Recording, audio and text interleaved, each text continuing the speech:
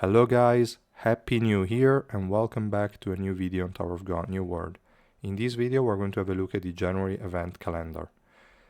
I will say that I'm not too thrilled about this month because they just released a lot of events overlapping to one another, so there are a lot of tedious tasks to do every day to earn some rewards.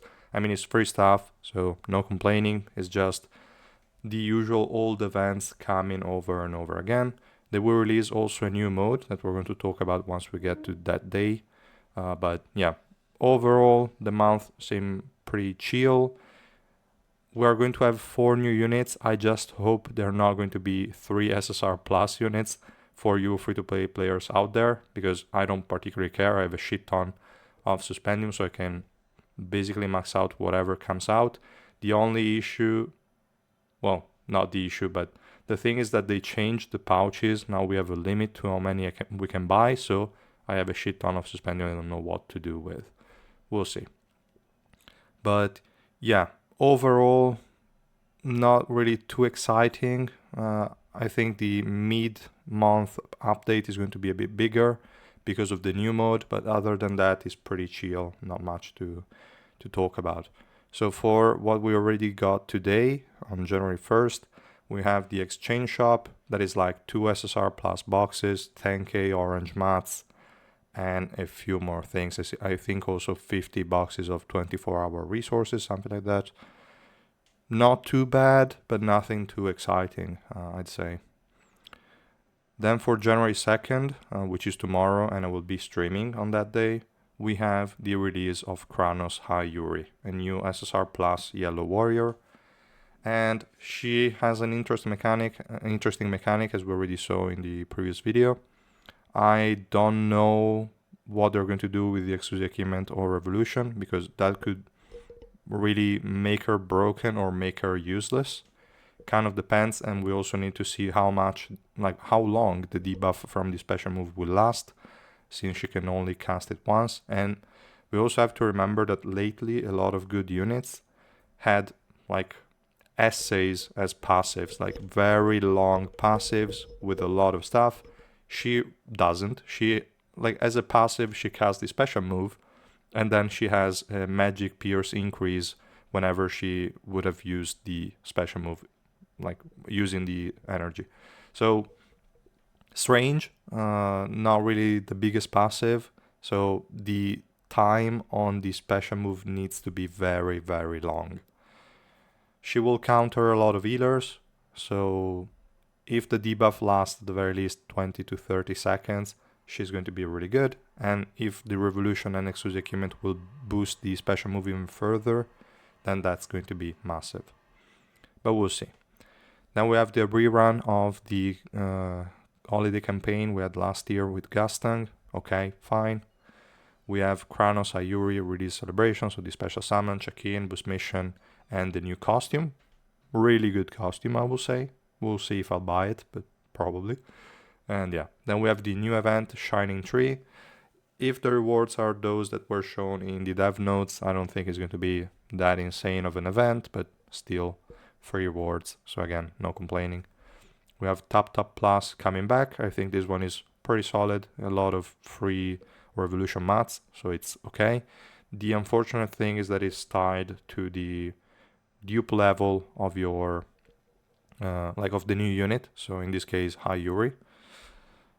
Not a problem, again, for people like me that are spenders, so we can max her out, no issues, and we will get a lot of good rewards. For people that are not pulling for her, this event is a bit less useful, but still quite okay. Then we have Fish Lapping Dance coming back as a minigame. Okay, good. New Tower of Alliances. Again, lots of, well, not lots, depends on whether you can win or not, or you can clear the stages, but a few black market and normal banner pools, plus other things, so it's okay. We have the Giga Boss Battle event Season 3 with the Shinsu Purification event. I don't really like this event at all, but it's okay. Again, free stuff, and I can, I guess, use some Suspendium here, since I can save a lot of it from not having to use it on the pouches. Unfortunately, I really would have liked to dump hundreds of thousands of suspendium on that, but I guess they made the decision somehow. Then we have the new event boss battle. Again, free gear and free coins. Good. New floors and new trials. Okay. Moving on, January 8th, we have other missions. So similar to the ones that they added today, we're going to have a follow-up. Then on January 9th, we're going to have the Tower Race Season 4 and the Everglow Tree event boss battle. So the same as last year, where you have to use healers to actually deal damage. Pretty interesting boss fight, but I think we're going to see the same comps as last year. So yeah. Then we have January 16th. This is where some good stuff will come. We have, again, new missions. And we have, it's the beginning of the 1.5 anniversary. So we have to keep that in mind. They might give us a lot of free stuff, hopefully. Then we have 2 new teammates joining. They didn't say anything about the rarity. And we can speculate they're going to be SSR Plus and SSR. I don't believe any of these two, if what they're showing us is the correct representation of which units we're going to get. Neither of them will be deserving of the EX rarity. Unless this flower is not Dawon but is Irang, I doubt it. She's 100% going to be Dawon or Dawon. I don't know how to pronounce that name. Whatever. The flower lady from the Hidden Grove team. And we have the second one, which I couldn't wrap my head around what it was, but Lessa posted in my Discord server an image of a guy from the Hidden Grove team, so the same team as Dawon, of the Kun family, Kun Hind Luke. I don't know. I don't even know how to say that guy's name. But if we look here, the weapon does look kind of similar. There is no gem here, and a lot of details are missing. This is more like bone-made material kind of thing. As we can see here, the design definitely resembles it, and it would make sense, but this is more tacky to me. This is made of steel. Maybe this is an old weapon it was using in the past, even though this is more or less the current one that during the battle on the nest. But I don't know. It could be him. It makes sense. At least there is some resemblance there. It's just too modern of a weapon. It's not going to be Lopobia Lifa because she has an actual sniper rifle or a bazooka of sorts, so no shot there.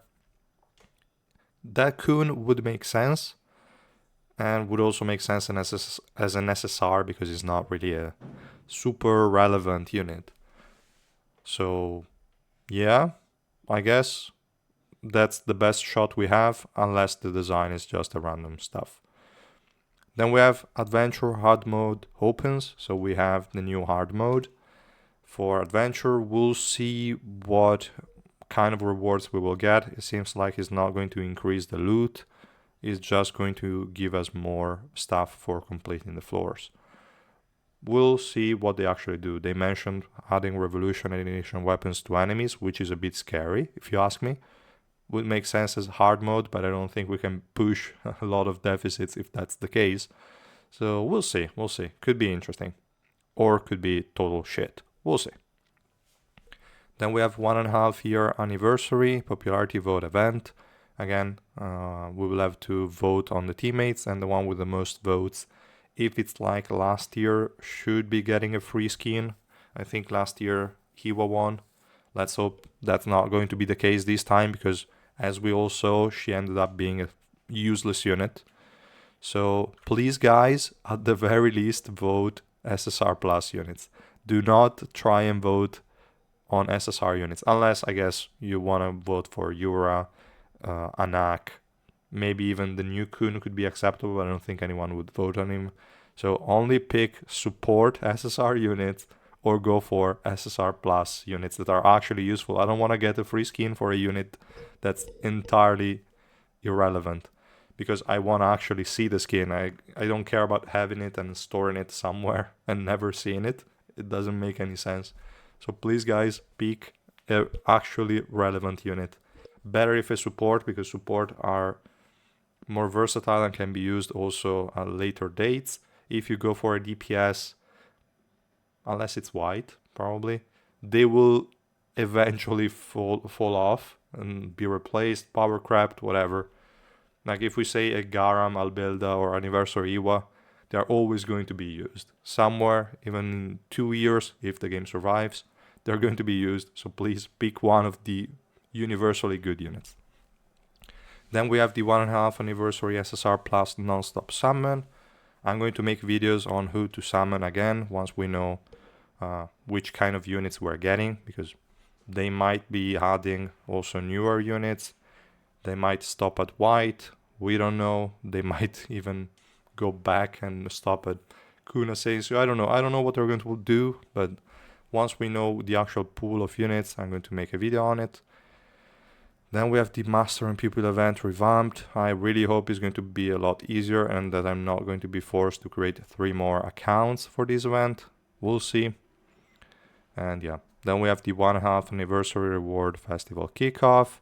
Again, they use the same wording for a lot of events. Okay, fine. New missions, new rewards. Then we have Alliance Expedition Season 16. Okay.